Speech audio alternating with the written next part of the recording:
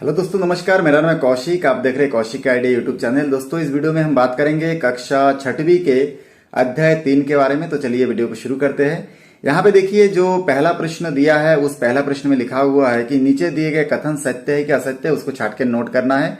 तो सबसे पहला प्रश्न आपके सामने आपको दिख रहा होगा, लिखा हुआ है कि एक बिंदु से असंख्य रेखाखंड खींचे जा सकते हैं। तो ये कथन सत्य है कि नहीं है? तो ये बिल्कुल सही कथन है, क्योंकि हम लोग कोई भी एक बिंदु से इस प्रकार से हजारों रेखाखंड क्या कर सकते हैं, चारों दिशाओं में खींच सकते हैं। इसलिए ये असंख्य बोले हैं, ये कथन बिल्कुल करेक्ट होगा। इसलिए हम लोग इसको नोट कर सकते हैं कि ये सत्य है। उसके बाद देखिए, हमारा दूसरा प्रश्न जो है उसमें नोट किया हुआ है कि दो बिंदुओं से गुजरने वाली असंख्य सरल रेखा खींची जा सकती है। कथन गलत है। हम लोग कोई दो बिंदु ले लेते हैं और इस बिंदुओं को आपस में हम लोग मिलाते हैं, खाली एक ही रेखा खींच सकते हैं, असंख्य रेखाखंड नहीं खींच सकते। बिल्कुल गलत है। तो ये हो जाएगा असत्य। उसके बाद यहाँ पे तीसरा प्रश्न आपके सामने लिखा हुआ है, रेखाखंड की केवल लंबाई होती है, चौड़ाई नहीं होती। तो ये कथन बिल्कुल करेक्ट है। आपके सामने भी देखिए, जितना भी रेखाखंड यहाँ पे खींचा हुआ है प्रश्न नंबर 2 का पहला, दूसरा, तीसरा में, इसका हम लोग हमेशा लंबाई नापते हैं, चौड़ाई कभी भी नहीं नापा जाता। तो इसलिए ये कथन क्या हो जाएगा, सत्य होगा। उसके बाद हम लोग आगे बढ़ते हैं। आगे नोट किया हुआ है चौथा प्रश्न, एक रेखाखंड में यदि 4 बिंदु लिए जाए तो ये सभी बिंदु क्या हो जाएंगे, संरेख बिंदु होंगे। यदि एक रेखाखंड में 4 बिंदु लिए जाए, इसका क्या अर्थ होता है? इसका अर्थ ये है कि हम लोग अगर मान के चले 4 बिंदु यहाँ पे बना लेते हैं, यहाँ पे मैं आपको बना के दिखा रहा हूं। जैसे कि यहाँ पे 1 पॉइंट और इसके बाद 2 पॉइंट, उसके बाद 3, ऐसा करके 4 पॉइंट हम लोग ले लेते हैं। और ये चारों पॉइंट हम लोग मान के चलते हैं कि ये कोई एक लाइन में है। अगर ऐसा एक लाइन में ये चारों बिंदु है, तो इन चारों बिंदुओं को जो यहाँ पे हम लोग ड्रॉ किए ना, ये चारों बिंदु क्या हो जाएगा, संरेख बिंदु कहलाएगा। तो ये कथन बिल्कुल क्या पाया गया है, सत्य है। इसलिए हम लोग इसमें लिखेंगे सत्य। उसके बाद पांचवा प्रश्न में लिखा हुआ है, 3 असंरेख बिंदु से अधिकतम 2 रेखाखंड खींचे जा सकते हैं। 3 असंरेख बिंदु, 3 असंरेख बिंदु का मतलब, 3 असंरेख बिंदु का मतलब 3 हमको ऐसे पॉइंट लेना है जो एक दूसरे के सीधा में नहीं है।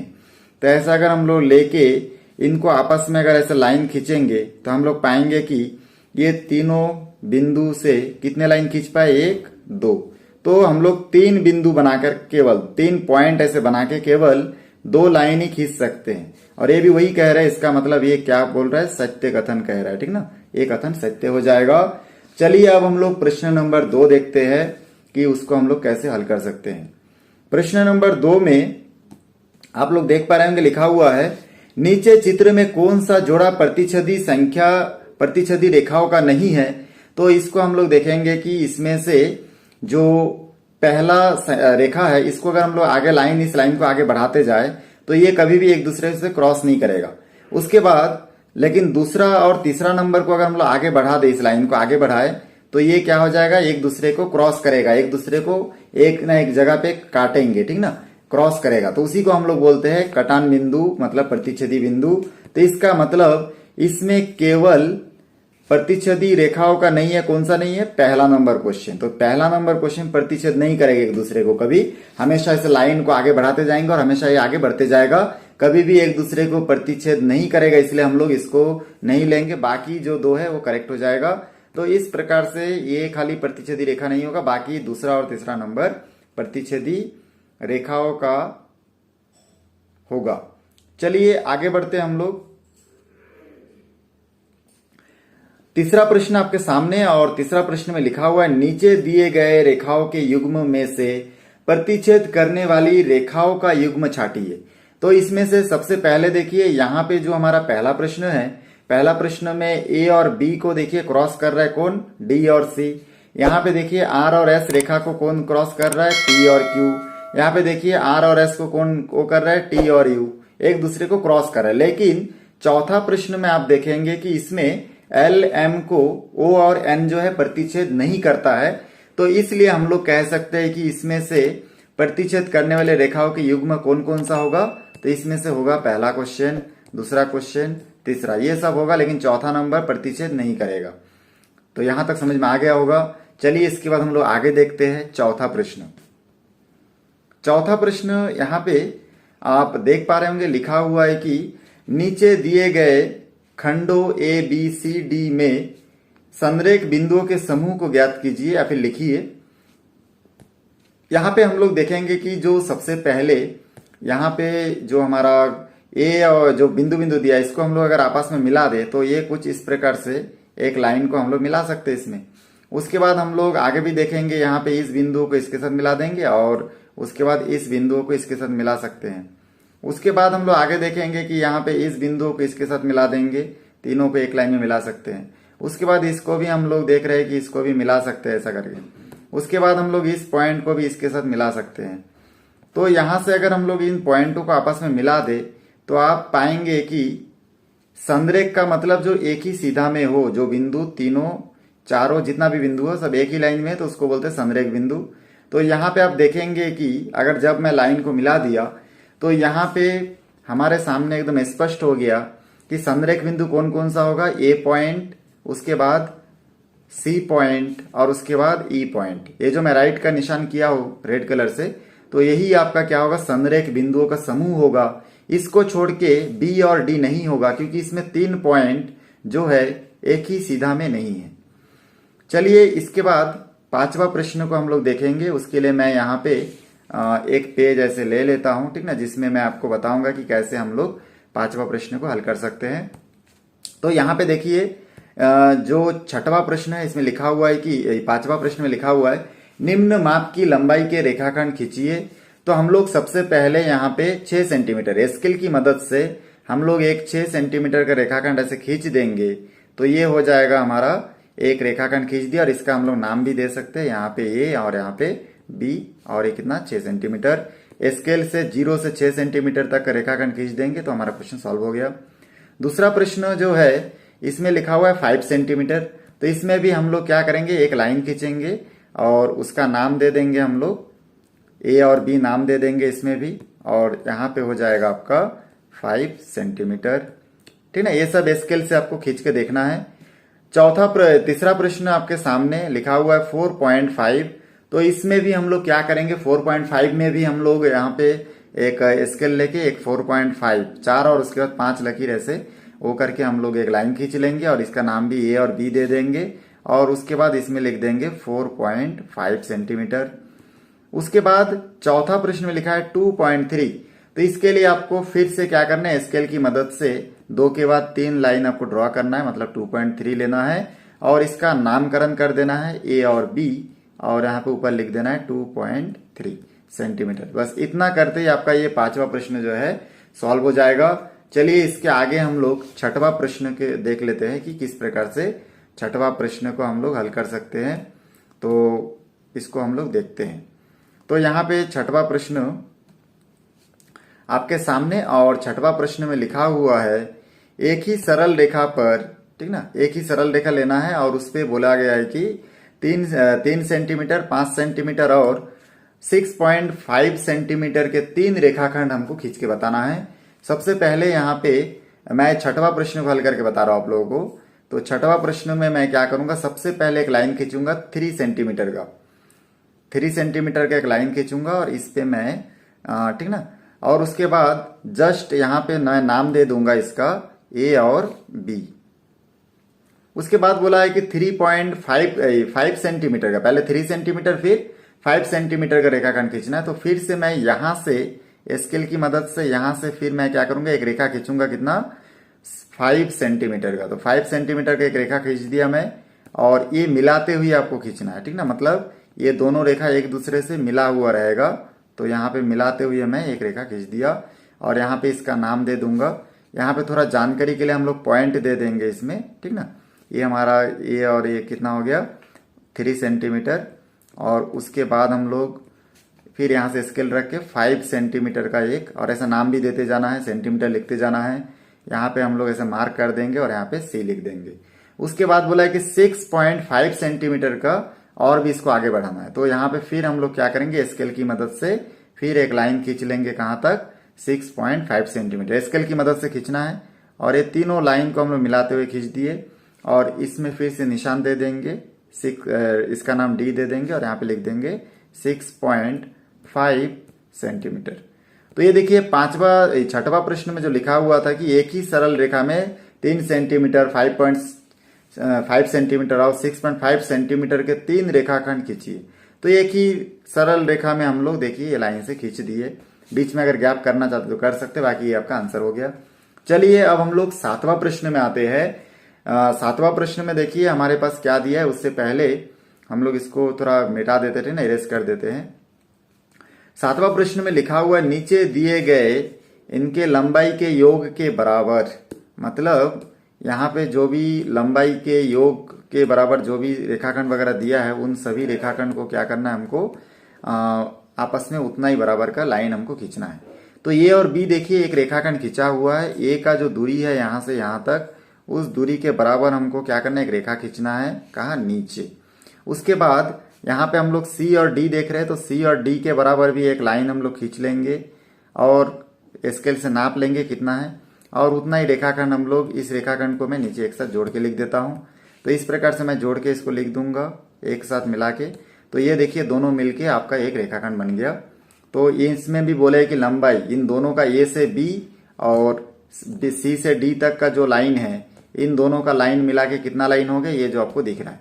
तो इस प्रकार से हम लोग इसका नाम दे सकते हैं ए और बी, ठीक ना। तो इस प्रकार आपको खींचना है। उसी प्रकार दूसरा प्रश्न भी आप लोग अपने से हल कर लीजिएगा। चलिए अब हम लोग इसमें तीसरा प्रश्न मतलब 8वां प्रश्न को देखते हैं कि क्या लिखा हुआ है। 8वां प्रश्न को सॉल्व करके देखते हैं। 8वां प्रश्न में लिखा हुआ है नीचे दिए गए रेखाखंडों के लंबाई के अंतर के बराबर रेखाखंड खींचो। अंतर, तो इन दोनों का अंतर कितना है उसको हमको चेक करना है। तो सबसे पहले देखिए पहला रेखाखंड क्या है, इसमें पहला रेखाखंड इतना है और इसको मैं यहाँ पे चलिए यहाँ पे नोट कर देता हूँ, इस रेखाखंड को नीचे नोट कर देता हूँ। और दूसरा सी से डी तक कितना है उसका भी एक रेखाखंड हम लोग खींच लिए और नीचे हम लोग उसको भी नोट कर दिए, ठीक ना। इन दोनों को एक दूसरे के यहाँ पे लिख दिए, एक दूसरे के यहाँ पे बराबर में रख दिए। रखने के बाद यहाँ पे हमको चेक करना है कि देखिए कितना का छोटा बड़ा है, इसमें एक दूसरे से कितना कम है, तो उतना का ही हमको क्या करना है, एक रेखा खींचना है। तो ये देखिए कितना कम है यहाँ पे। चलिए मैं इसमें कुछ अलग कलर लेके बताता हूँ। यहाँ से देखिए बिल्कुल कितना छोटा है ये, ठीक ना, इतने का खाली फर्क है। तो हमको इतना का ही एक लाइन क्या करना है, खींचना है, क्योंकि ये दोनों का गैप है इतना, डिफरेंस है इतना। तो इसी प्रकार से आपको दूसरा प्रश्न जब सॉल्व करेंगे तो इसमें भी आपको क्या करना है, ए और बी के लंबाई के बराबर एक रेखाखंड खींच लेना है और उसके बाद सी से डी के बराबर एक रेखाखंड आपको खींच लेना है। स्केल से नाप लेना है। नापने के बाद दोनों को एक दूसरे के सीधा में रखिए। सीधा में रखने से आपको पता चल जाएगा कि ये एक दूसरे से कितना कम है और उतने का ही फिर आपको क्या करना है, लाइन खींचना है। तो स्केल से नाप के जैसे यहाँ पे कितना कम है वो दिख ही जाएगा यहाँ पे। तो इस प्रकार से हमको लाइन खींच देंगे हम लोग। तो ये देखिए लाइन खींच दिए। तो मतलब ये जो आपको ये जो अलग कलर से मैं दिखा रहा हूँ, इस इतना के बराबर एक लाइन आपको खींचना है। तो ये हो जाएगा आपका पहला नंबर का आंसर और ये हो जाएगा दूसरे नंबर का आंसर, इतना। चलिए अभी 9 नंबर प्रश्न देखते हैं। 9 नंबर भी बहुत आईएमपी क्वेश्चन है और लगभग एग्जाम में ये प्रश्न पूछा जाता है, इसलिए आप लोग इसको थोड़ा सा ध्यान से पढ़िएगा। तो 9 नंबर प्रश्न में लिखा हुआ है 12 सेंटीमीटर का एक रेखाखंड ए बी खींचकर उसे 3 सेंटीमीटर, 4 सेंटीमीटर और 5 सेंटीमीटर के रेखाखंड क्रमशः ए सी डी डी बी में विभाजित कीजिए तथा इनमें निम्न तथ्य को सत्यापित कीजिए। तो सबसे पहले मैं चलिए यहाँ पे एक लाइन खींच लेता हूँ आपका 3 सेंटीमीटर। सबसे पहले ए बी खींचकर उसे 12 सेंटीमीटर का खींचने बोले तो मैं यहाँ पे 12 सेंटीमीटर का एक लाइन खींच लेता हूँ। तो ये 12 सेंटीमीटर स्केल से आप नाप लीजिएगा। मैं यहाँ पे 12 सेंटीमीटर मान लेता हूँ इस लाइन को और इसके यहाँ पे मैं नाम दे देता हूँ, ठीक ना, क्योंकि ये 12 सेंटीमीटर का है तो इसलिए इसको मैं नाम दे रहा हूँ कि ये, ठीक ना, यहाँ पे ए दे देता हूँ और इसका नाम मैं बी खींच लेता हूँ, क्योंकि वो बोला है 12 सेंटीमीटर का एक रेखाखंड ए बी खींचकर, तो मैं खींच लिया। खींचने के बाद बोले 3 सेंटीमीटर, तो 3 सेंटीमीटर यहाँ से मैं नाप लूंगा। तो ये हो गया 3 सेंटीमीटर। तो यहाँ से ये मैं यहाँ पे लिख दूंगा 3 सेंटीमीटर। उसके बाद बोले 4 सेंटीमीटर, तो मैं इसका नाम फिर यहाँ से स्केल रखूंगा और यहाँ पे फिर खींचूंगा। तो यहाँ पे हो जाएगा ये 4 सेंटीमीटर। और उसके बाद बोले कि 5 सेंटीमीटर, तो यहाँ से फिर मैं पूरा खींचूंगा तो हो जाएगा 5 सेंटीमीटर जो बचा हुआ है। और अगर मैं यहाँ से मान के चले 3, 4 और 5 को जोड़ दूंगा तो टोटल कितना आ जाएगा, 12। तो और हमारा ये पूरा लाइन भी कितने का है, 12 सेंटीमीटर। तो ये 3 भागों में बट गया है लाइन। बटने के बाद हम लोग क्या करेंगे, इसका नाम देंगे। तो देखिए पहला रेखाखंड खींचकर क्रमशः ए सी, तो ये तो हम लोग लिख चुके हैं, बाकी यहाँ पे हमको क्या लिखना चाहिए, सी लिखना चाहिए। उसके बाद बोले सी और डी, सी से हम लोग को डी लिखना चाहिए, और डी से बी मतलब डी भी तो पहले से दिख ही रहा है आप लोगों को यहाँ पे। तो ये हम लोग पूरा बना लिए और यहाँ तक आप लोगों को समझ में आ गया।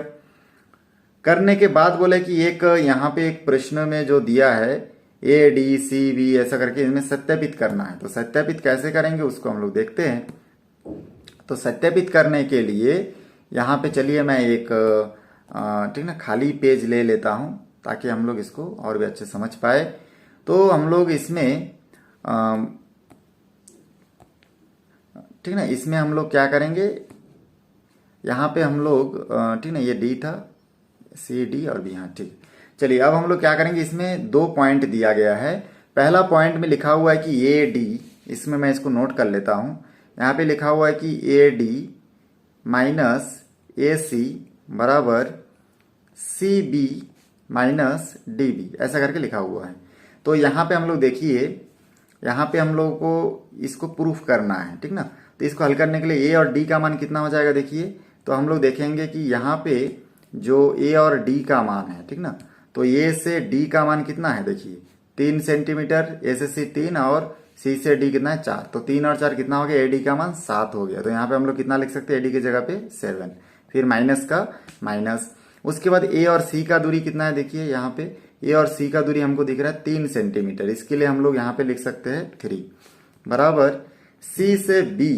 अब सी से बी कितना है देखिए, यहाँ पे सी से बी तक जाएंगे तो सी से डी कितना है 4 है, और डी से बी कितना है 5 है, और 4 और 5 को जोड़ देंगे तो कितना आ जाएगा 9। इसका मतलब सी बी का मान हम लोग क्या लिख सकते हैं, 9 लिख सकते हैं। फिर माइनस, और डी से बी तक तो डायरेक्ट दिख रहा है कितना है 5 है, तो इसलिए हम लोग इसको 5 लिख सकते हैं। 7 में 3 घटाए कितना बचा 4 बराबर 9 में 5 घटाए तो कितना बचा 4। दोनों एक दूसरे के बराबर है, इसका मतलब ये सत्यापित हो चुका है अपने से, ठीक ना, ये सत्यापित हुआ, ऐसा करके हम लोग लिखेंगे सत्यापित हुआ करके। तो पहला नंबर में ए डी, ठीक ना, यहाँ पे जो लिखा हुआ है ए डी माइनस ए सी और लिखा हुआ है C B minus D B, तो ये दोनों एक दूसरे के क्या है, बराबर है। ये प्रूफ हो चुका है, बहुत आसान था। चलिए अब हम लोग दूसरा प्रश्न को सत्यापित करके देखेंगे। तो मैं इस पहले प्रश्न को जो सत्यापित किया इसको मिटा देता हूं। आप लोग बहुत अच्छे से अपना नोट्स बनाइए, और कौन से टॉपिक आप लोग को समझ में नहीं रहा उसको आप कमेंट्स में जाके कमेंट्स करके बताइए मेरे को, मैं उसका भी वीडियो बना के अपलोड करूंगा। चलिए अब हम लोग दूसरा प्रश्न देखते हैं। दूसरा प्रश्न में देखिए लिखा हुआ है ए बी, दूसरा प्रश्न में लिखा हुआ है A B minus C D बराबर यहाँ पे लिखा हुआ है ए सी प्लस डी और बी।